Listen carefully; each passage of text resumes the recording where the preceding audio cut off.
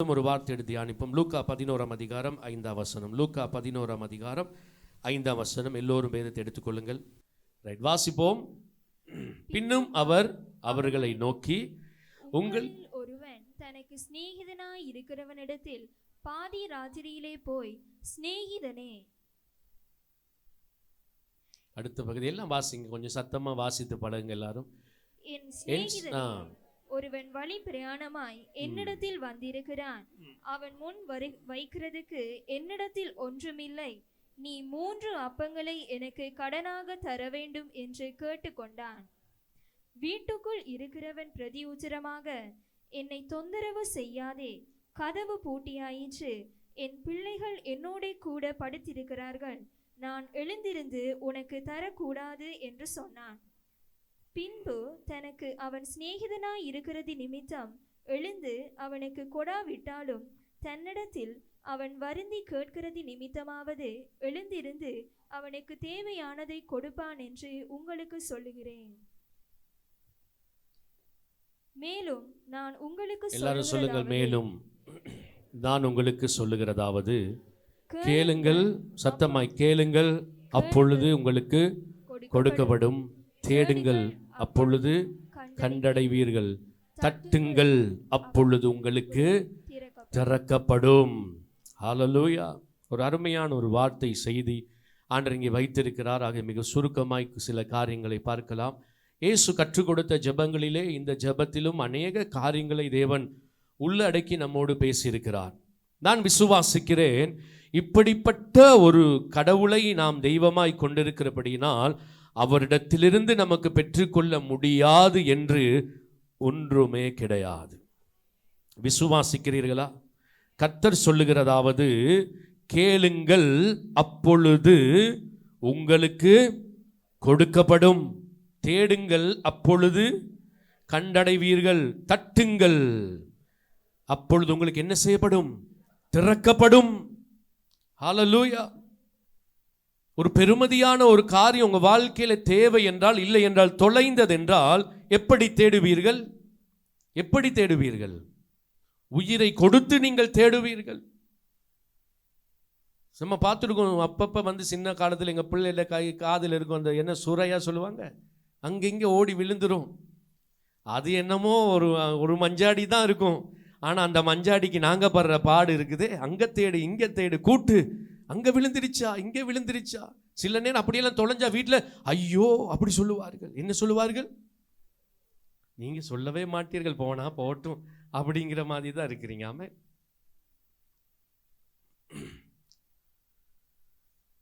பாருங்களேன், சின்ன வயசில் வந்து நம்ம விளையாட்டு இருக்கோம் பாருங்கள். பக்கத்து வீட்டில் போய் டக்குன்னு ஓடி ஒளிஞ்சிருவோம். கதவு திறக்கும் போது போயிட்டு என்ன செய்வோம்? ஓடி ஒளிஞ்சிடும். அப்படி நடந்திருக்கிற நான் செஞ்சிருக்கிறேன். வெளியே வந்து பல தடவை பார்த்து விட்டு அவன் இனிய வார்த்தைகளில் பேசிவிட்டு போவார்கள்.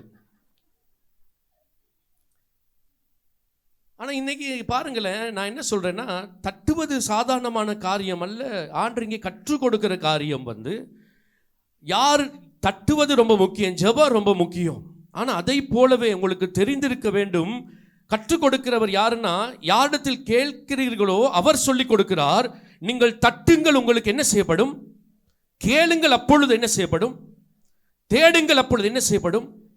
சொல்லுகிறவர் என்ன சொல்ல வருகிறார்? கேட்கிறீர்களே நீங்கள், அந்த நான் எப்படிப்பட்டவர் என்கிறதை உங்கள் மனதில் வைத்து நீங்கள் என்னிடத்தில் கேளுங்கள். ஆமென். நான் சொல்லுகிறேன், அவர் இதை சொல்லும் பொழுது ஒரு அழகான கதை சொல்லுகிறார். ஆனால் எனக்கு இந்த செய்திகளை முழுமையாய் முடிக்க முடியவில்லை என்கிற ஒரு பெரிய துக்கம் இருக்குது பாருங்க. ஆமென். ஒரு நாளைக்கு போய மீட்டிங்கெல்லாம் இதெல்லாம் நம்ம அதிகமாக தியானிக்க வேண்டிய பகுதிகள். ஆமென் சொல்லுங்க. ஹல்லேலூயா. ஆகவே ஜெபத்தை குறித்து ஆண்டு பேசும் பொழுது ஒரு காரியம் சொல்லுகிறார். விடாமல் வருந்தி வருந்தி நாம் கேட்பதை குறித்து கர்த்தர் நம்மோடு பேசுகிறார். வாங்க 8ஆம் வசனத்துக்கு போடுங்க. பின்பு தனக்கு அவன் சிநேகிதனாய், நல்ல கவனிங்க. இப்ப இயேசு ஜெபத்தை குறித்து சொல்லிவிட்டு ஒரு காரியம் அதற்கு ஆண்டவர் கொடுக்கிறார். அங்கே சொல்லுகிறார், தனக்கு அவன் சிநேகிதனாய் இருக்கிறது நிமித்தமும் எழுந்து 5ஆம் வசனத்திலிருந்து போடுங்க. 5 போடுங்க. பின்னும் அவர் அவர்களை நோக்கி அவளை நோக்கி உங்களில் ஒருவன் தனக்கு சிநேகிதனாய் இருக்கிறவனிடத்தில் பாதி ராத்திரியிலே போய், சிநேகிதனே, என் சிநேகிதன் ஒருவன் வழி பிரயாணமாய் என்னிடத்தில் வந்திருக்கிறான், அவன் முன் வைக்கிறதுக்கு என்னிடத்தில் ஒன்றுமில்லை, நீ 3 அப்பங்களை எனக்கு கடனாக தர வேண்டும் என்று கேட்டுக்கொண்டான்.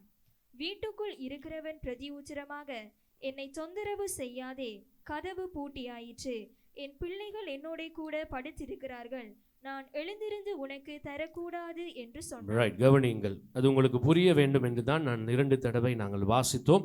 ஆக இந்த இடத்திலே இயேசு சொல்லுகிறார், ஒரு பாதி ராத்திரியிலே ஒருவனிடத்திலே ஒருவர் வருகிறார், அவர் வீட்டிலே தங்குகிறார், அவர் வீட்டிலே ஆகாரம் இல்லை.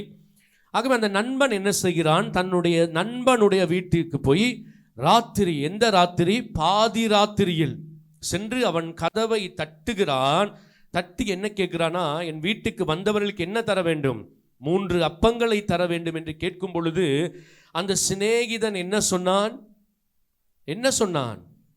சிநேகிதன் என்னால எப்படி ரொம்ப க்ளோஸா இல்லையா? சில நேரம் பாருங்க, சில வீடுகளில் கூட அம்மா அப்பாவோட க்ளோஸா இல்லாத பிள்ளைகள் ஃப்ரெண்ட்ஸோட ரொம்ப க்ளோஸா இருப்பார்கள். எப்பொழுதும் சில பேரை பார்த்துருக்கிறோம், சிறு வயது முதல் அவர்கள் பாட்டியாகும் வரைக்கும் ரொம்ப க்ளோஸா இருப்பார்கள். நான் ஒரு வீட்டுக்கு போவதுண்டு, அவர்கள் அப்பொழுது சொல்லுவார்கள், அந்த காலத்திலிருந்து இவங்க 2 பேரும் ரொம்ப க்ளோஸ் பாஸ்டர். ஆனால் அந்த அம்மா ரொம்ப வயசு, எலும்பி நடக்க கூட முடியாது. அவங்க பக்கத்து வீட்டில் ஒரு அம்மா இருப்பாங்க, அவங்க 2 பேரும் அந்த காலத்திலிருந்து ரொம்ப க்ளோஸ். இப்பயும் சொல்லுவார்கள், அந்த பிள்ளைகள் 2 பேர் என்ன சொல்லுவாங்கன்னா, எங்கள் அம்மா எங்களுக்கு சொல்லாதது அவங்களோட தான் பகிர்ந்து கொள்ளுவார்கள். சிநேகிதம் என்பது அப்படி நெருக்கமானது. சொல்லுங்கள் ஆமேன். அப்படித்தானே? இப்பயும் பாருங்களேன், சில நேரம் நம்ம பிள்ளைகள் எல்லாம் ஃப்ரெண்ட்ஸ் மாரெல்லாம் ஒன்று சேர்ந்தானுங்கன்னா எங்களை எப்படி ஏமாத்திடுவானுங்களா இல்லையா? ஹலோ, காட்டி கொடுக்கவே மாட்டானுங்க. எங்கள் கிளாஸ் அப்படியெல்லாம் நடக்கும் அடிக்கடி. என்னதுன்னா, ரொம்ப குழப்பம் பண்ணுவானுங்க. டீச்சர் சார் கேட்குற நேரம் யாரும் காட்டி கொடுக்க மாட்டோம். அவ்வளவு உத்தமர்கள் நாங்கள், நட்பிலே உத்தமர்கள். ஒரு ஆமேன் சொல்லுங்க.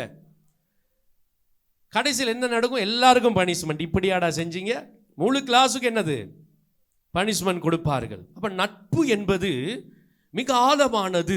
சிநேகிதம் என்பது சில நேரம் நம்முடைய பெற்றோரை பார்க்கிலும் நாம் சிநேகிதரோடு மிக நெருக்கமாக இருப்பது. அந்தந்த வயதினரோடு வருகிற நட்பு அவ்வளவு ஆழமானது. யாரோடும் பகிர்ந்து கொள்ளாத ரகசியங்கள் கூட நீங்கள் நண்பர்களோடு பகிர்ந்து கொள்வீர்கள். அதுதானே நண்பர்கள். ராமேன் சொல்லுங்க. ஆனா இன்னைக்கு ஒரு நல்ல நண்பனை கண்டுபிடிக்க ரொம்ப கஷ்டம். நண்பன் அல்ல என்னுடைய செய்தி. நான் உங்களுக்கு சொல்ல வருகிற காரியம், இயேசு என்ன சொல்லுகிறார், ஒரு சிநேகிதன் இன்னொரு சிநேகிதனோடு இருந்தவன், அயல் வீட்டில் இருந்தவன் பாதி ராத்திரியிலே சென்று அவன் அப்பத்தை கேட்கும் பொழுது அவன் அப்பத்தை கொடுக்க மறுக்கிறான். மிக அழகா இந்த வேதத்திலே ஆண்டவர் எழுதி வைத்திருக்கிறார். அங்கே அவன் வருந்தி கேட்டான். வேதம் சொல்லுகிறது, அவன் 6ஆம் வசனம்,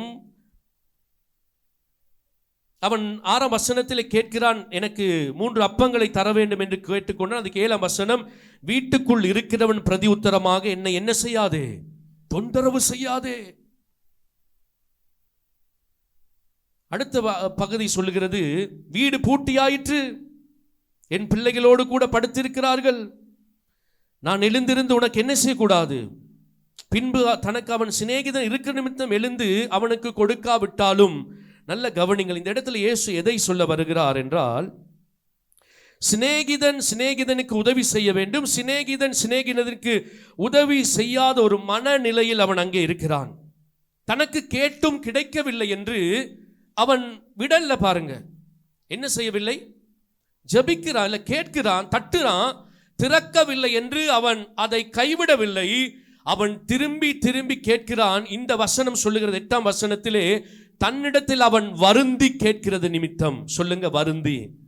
நல்லா சொல்லுங்க, வருத்தத்தோடு அல்ல, வருந்தி வருந்தி கேட்டானாம். ஒரு ஆமேன் சொல்லுங்க. இன்னைக்கு ரொம்ப பேர் வருத்தத்தோடு கேட்கிறாங்க. ஒரு தடவை கேட்டேன், பல தடவை கேட்டேன், கடவுள் எனக்கு கொடுக்கல, அவர் ஏன் எனக்கு இப்படி செஞ்சாரு, அவருக்கு கல்மனசா, அப்படி சொல்றவங்க இருக்கிறாங்க. ஜெபிக்கிறதை தட்டுறதை இன்னைக்கு ரொம்ப பேர் நிறுத்தி இருக்கிறாங்க. இலக்கோடு ஜெபித்தவர்கள் அதை விட்டு இருக்கிறார்கள். ஏன் தெரியுமா? அவர்கள் கேட்டார்கள், அவர்கள் நினைத்தார்கள் இவர் கொடுக்க முடியாத கடவுள், கொடுக்காதவர், அவர் தடுக்கிறவர் இல்ல. அவர் சொல்றாரு, கேளுங்கள் உங்களுக்கு கொடுக்கப்படும். ராமேன் சொல்லுங்க. என்னது சொல்லுங்களேன்? தூங்குற எல்லாரும் சொல்லுங்கள், கேளுங்கள், ஸ்தோத்திரம் சொல்லுங்க. பக்கத்தில் ஸ்தோத்திரம் அடிக்கடி சொல்லுங்க. ஹல்லேலூயா.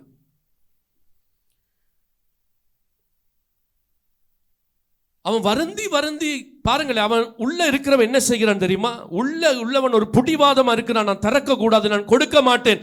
ஆனால் அவன் யார் தெரியுமா? அவன் சிநேகிதன். சொல்லுங்க, சிநேகிதன். சிநேகிதன் மறுக்கிறான். ஆனால் அதே சிநேகிதனிடத்தில் அந்த ராத்திரி வெளியே நின்று தட்டிட்டே இருக்கிறான். அவன் முடியாது, திறக்க முடியாது. நீ நண்பன் ஆனாலும் முடியாது. இந்த நேரம் முடியாத நேரம். என் பிள்ளைகளும் வீட்டில் இருக்கிறார்கள்.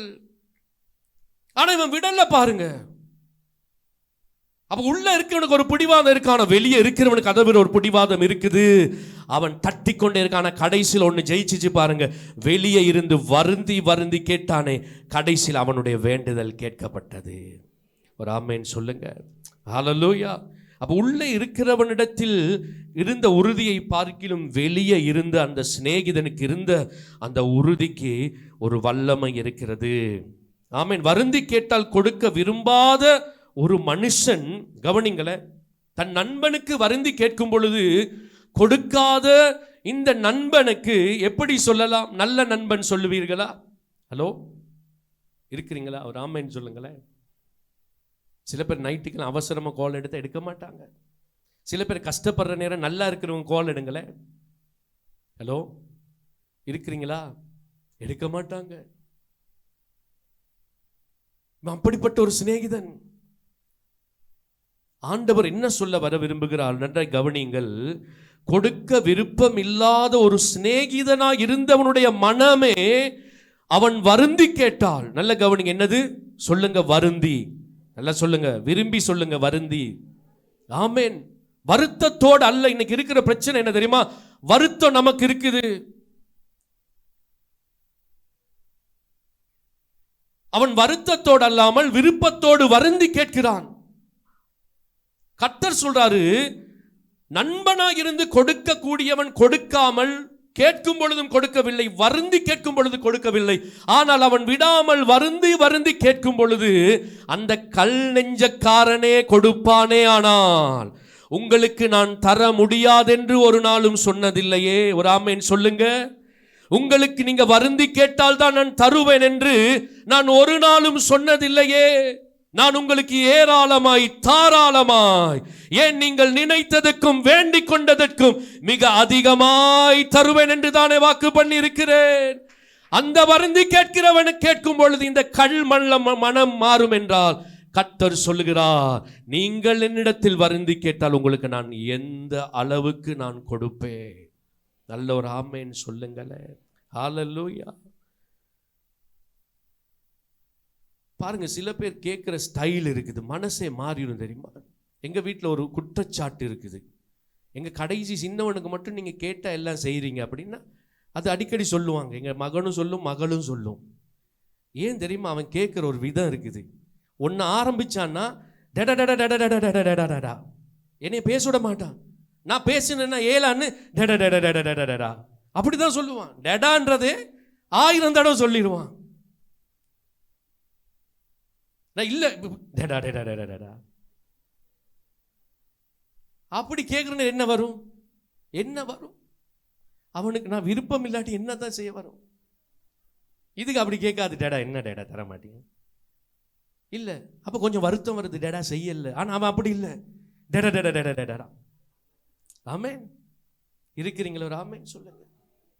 கடவுள் என்ன சொல்ல வராரு? நண்பனா இருக்கிறவன் இரக்கம் செய்திருக்க வேண்டும். அவன் இரக்கம் செய்யவில்லை, அவன் மனதுருகவில்லை. கடவுள் சொல்றாரு, நீ என்கிட்ட வருந்தி கேட்டால் தான் தருவேன் என்று சொல்ல வரவில்லை. தர முடியாது என்று சொன்ன வருந்தி கேட்கும் பொழுது தர முடியாது என்ற அந்த கல் நெஞ்சக்கான மனசே இறகும் என்றால், இரக்கத்தில் ஐசுவரியம் உள்ள நான் என்னிடத்தில் கேட்கிறவனுக்கு நான் எந்த அளவுக்கு நான் தருவேன். ஒரு ஆமென் சொல்லுங்களேன். ஹல்லேலூயா. வேதம் சொல்லுகிறது, அவர் இரக்கத்தில் புலம்பல் 3:22 நாம் நிர்மூலமாகாதிருக்கிறது. எல்லாம் சொல்லுங்க. நாம் நிர்மூலமாகாது இருக்கிறது கர்த்தருடைய கிருபையே. இல்லைங்க, அவங்க படிப்புல தான் நல்லா இருக்கிறாங்க. யாருமே நல்ல ஒரு உற்சாகமா சொல்றாங்களே இல்லையே. ஹலோ, நீங்க எதுல நல்லா இருக்கிறீங்க சொல்லுங்களேன். எங்க அப்பா நல்லா வேலை செய்யறாரு, பிசினஸ் பண்றாரு, வீடு வச்சிருக்காரு, அதனால இருக்கிறீங்களா? இல்ல. நான் நிர்மூலமாகாது இருக்கிறது கர்த்தருடைய கிருபையே. ஆமா, கை எங்க இருக்கு?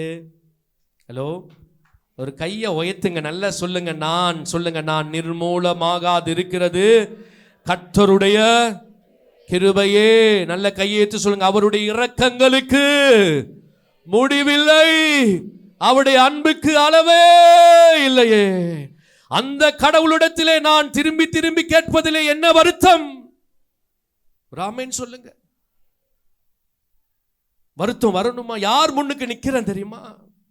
நீங்க மனிதனிடத்திலே தெரியாதவனிடத்தில் கையேந்தினால் அது பிச்சை, தெரிந்த சிநேகிதனிடத்தில் உதவி கேட்டால் அது உதவி. ராமேன் சொல்லுங்க. கடவுள் யாருக்கும் ஆண்டு அப்படி கொடுக்க விரும்ப தன் சொல்றான், நீங்க என்னுடைய சிநேகிதன். ராமேன் சொல்லுங்களேன். உங்களுக்கு திறக்குமா? இப்படிப்பட்ட ஆண்டவரை வச்சுட்டு சும்மா இருக்கிறீங்களே, தட்டுங்கள், உங்களுக்கு திறக்கப்படும் என்று சொல்லுகிறார். ஏனென்றால் உங்கள் மேல் மனதுருகிறவர், இரக்கத்தில் ஐசுவரியம் உள்ளவர் உங்களுடைய ஜெபத்தை கேட்கிறார். ஆமென். சில விஷயம் வருந்தி கேட்கணும். கடவுள் சொல்றாரு, நீங்க தட்டிட்டே இருக்கணும்.